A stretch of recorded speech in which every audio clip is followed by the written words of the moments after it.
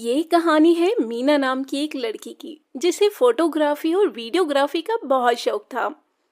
अरे यार, इस दो कौड़ी के फोन से एक भी फोटो अच्छी नहीं आती है। तभी वहां मीना की माँ पल्लवी आती है। अरे बेटा पल्लवी, फोटो ही खींचती रहोगी या खाना भी खाओगी? अरे माँ, मैंने आपसे कितनी बार कहा है कि मुझे एक कैमरा दिलवा दो, लेकिन आप तो मेरी सुनने को ही तैयार नहीं है। बेटा, तेरा एक कैमरा का दाम भी तो 10 कैमरे के बराबर है।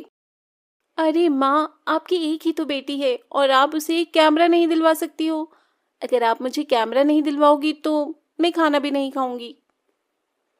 नाटक बंद कर, तेरी मनपसंद बिरयानी बनाई है मैंने।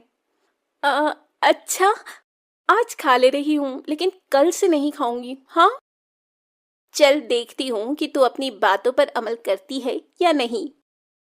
हाँ, देख लेना आप। पहले मैं जरा आज अपनी बिरयानी खा लूं। पगली। तो मीना डाइनिंग टेबल पर बैठती है और अपनी बिरयानी खाने लग जाती है।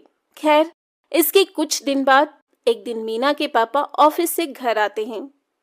ले बेटा, तेरा बर्थडे गिफ्ट। अरे पापा, मुझे जो चाहिए वो तो आप मुझे देंगे नहीं, तो इसका क्या फायदा?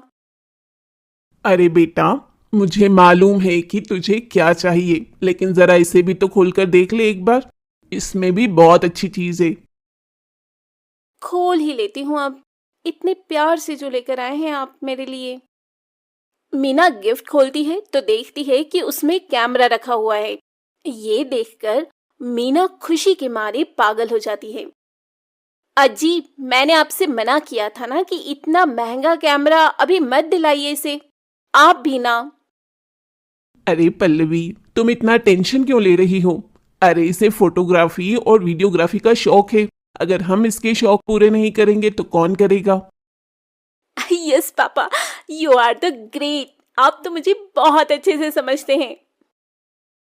उफ भगवान, ये दोनों बाप बेटी का क्या करूं मैं। हाँ माँ, आप बैठो, मैं पापा के लिए खाना लगाती हूँ।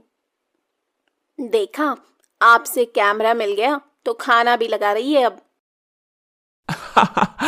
अरे कोई बात नहीं, अभी इतनी बड़ी बेटी भी नहीं हुई है हमारी, बच्ची ही तो है। हम्म। खैर, अब मीना को अपना पसंदीदा कैमरा मिल चुका था, इसलिए वो अब अच्छे अच्छे स्पॉट पर जाकर फोटोग्राफी करना शुरू कर देती है। कि तभी एक दिन जब मीना किसी खूबसूरत नदी के किनारे फोटोग्राफी कर रही थी, तभी उसके पास एक आदमी मुंह में रुमाल बांधे हुए आता है। ए, तुम लोग कौन हो? अरे जाने मन, हम लोग कौन है अभी तुझे बताते हैं। इसके बाद दीपक मीना को जोर से धक्का देता है और उसका कैमरा लेकर वहां से भागने लगता है। लेकिन मीना बड़ी चालाक थी। वो जल्दी से दोनों के सिर पर 2 पत्थर से वार करती है। आई! चुप बेवकूफ।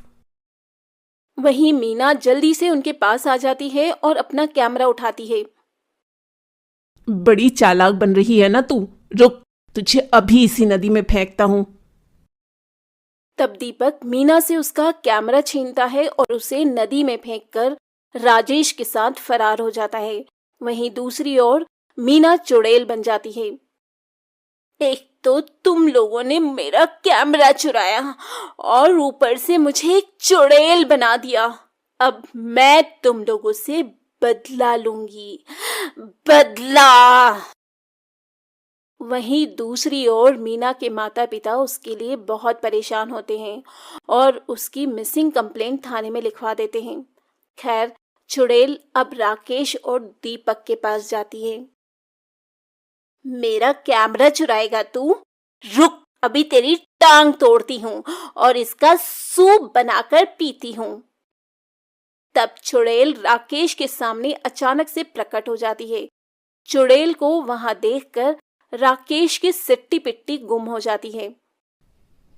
क, क, क, कौन है तू? कहीं तू मेरी पुरानी प्रेमिका मंजूली तो नहीं है?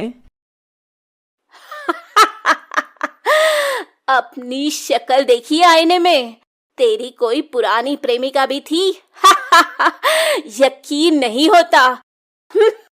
अच्छा, तू मेरा ध्यान भटकाने की कोशिश मत कर, वरना। तुम कोई भी हो, मुझे माफ कर दो, मुझे जाने दो। वैसे मैं इतना बुरा भी नहीं दिखता।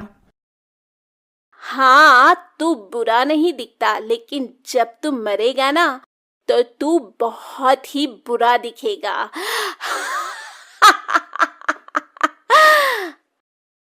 मरेगा मतलब? हाँ, अगर तू मरेगा नहीं तो मैं तेरे हाथ और पैर का सूप बनाकर कैसे पीऊंगी रे? नहीं नहीं, ऐसा मत करना।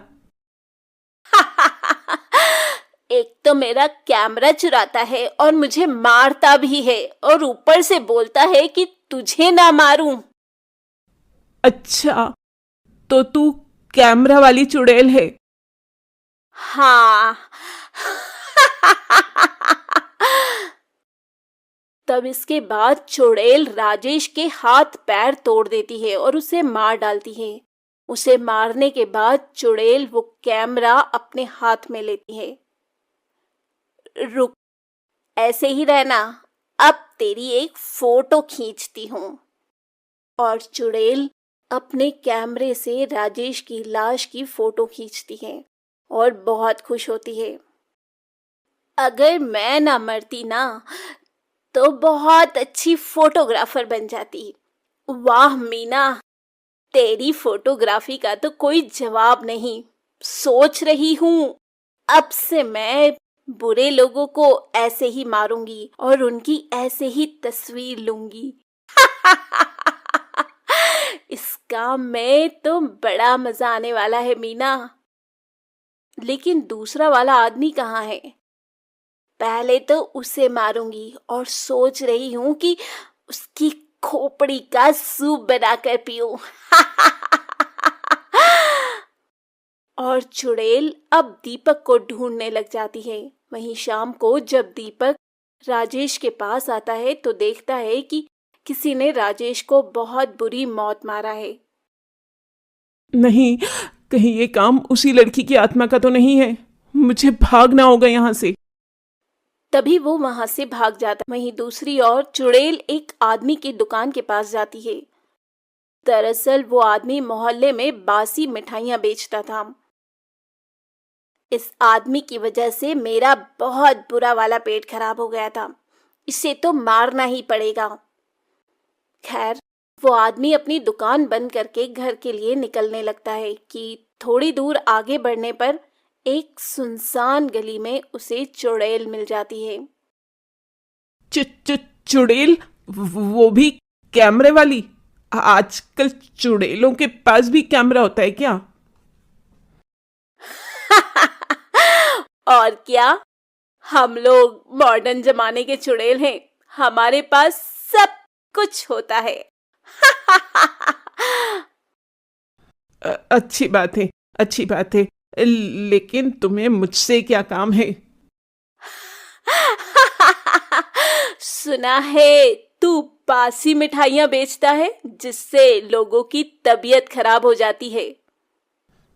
नहीं नहीं, ये किसने बोला? ये सब गलत है। मैं तो कॉलोनी में सबसे ताजी मिठाइयां बेचता हूँ। तभी चुड़ैल अपनी शक्ति से उस आदमी की दुकान की मिठाइयां अपने हाथों में प्रकट करती है। अच्छा, तो ये ले, अपनी सारी मिठाई खा ले। अब वो आज मेरा पेट खराब है। मुझे पता था कि तू यही बोलेगा, लेकिन मैं तो तुझे ये मिठाई खिलाऊंगी। नहीं नहीं। जबरदस्ती उस आदमी के मुंह में मिठाई के डिब्बे को ठूंस देती है, जिससे उस आदमी की मौत हो जाती है। बड़ा आया, मेरा पेट खराब करेगा। गया ना काम से। उसे मारने के बाद चुड़ैल उसकी तस्वीर ले लेती है। मोटा गेंडा कहीं का, इसकी तो फोटो भी अच्छी नहीं आई। इसके बाद चुड़ैल दीपक को ढूंढने लग जाती है, लेकिन फिर भी उसे दीपक का कहीं पता नहीं चलता। आखिर ये दुष्ट दीपक है कहाँ? पता नहीं क्यों मैं अपनी शक्ति से भी उसको देख नहीं पा रही हूँ। लगता है कुछ गड़बड़ है। तब तक मैं अपने नए शिकार को ढूंढती हूँ। ये बोलते बोलते चुड़ैल रास्ते में जा रही थी कि तभी उसे एक आदमी मिल जाता है जो किसी औरत की चेन छीनकर भाग रहा था। अभी इसको सबक सिखाती हूँ, चोर कहीं का। चुड़ैल उस चोर के सामने चली जाती है। आह, चुड़ैल! अरे चोर, कितनी चोरी करेगा? हाँ, जाने दे चुड़ैल, मेरी एक छोटी बेटी है। तो क्या उसे भी चोरी करना सिखाएगा? तुझे तो मरना पड़ेगा ही, नहीं तो तू अपनी बेटी से भी चोरी ही करवाएगा। इसके बाद चुड़ैल उसे मार देती है और उसे एक खंबे से लटकाकर उसकी फोटो खींचती है। ये फोटो तो बड़ी जबरदस्त आई है। खैर, कुछ दिन बीत जाते हैं और कॉलोनी में चुड़ैल के बारे में सबको पता चलने लगता है। तभी एक दिन कॉलोनी वाले पंडित को बुलाते हैं। उस घर की एक सदस्य है वो चुड़ैल। पंडित जी, ये तो मेरा घर है। हाँ, तुम्हारी बेटी मर चुकी है और वो चुड़ैल में बदल चुकी है। वही ये सब कर रही है। ये सुनकर मीना के माता पिता बहुत रोते हैं। रो मत बेटी, हमें उसकी आत्मा को मुक्ति दिलाना होगा। ठीक है पंडित जी, आप जो कहेंगे हम वही करेंगे। मीरा का एक खूनी है जो अभी तक पकड़ा नहीं गया है। हो सकता है कि उसके पकड़े जाने के बाद उसे मुक्ति मिल जाए। अच्छा पंडित जी।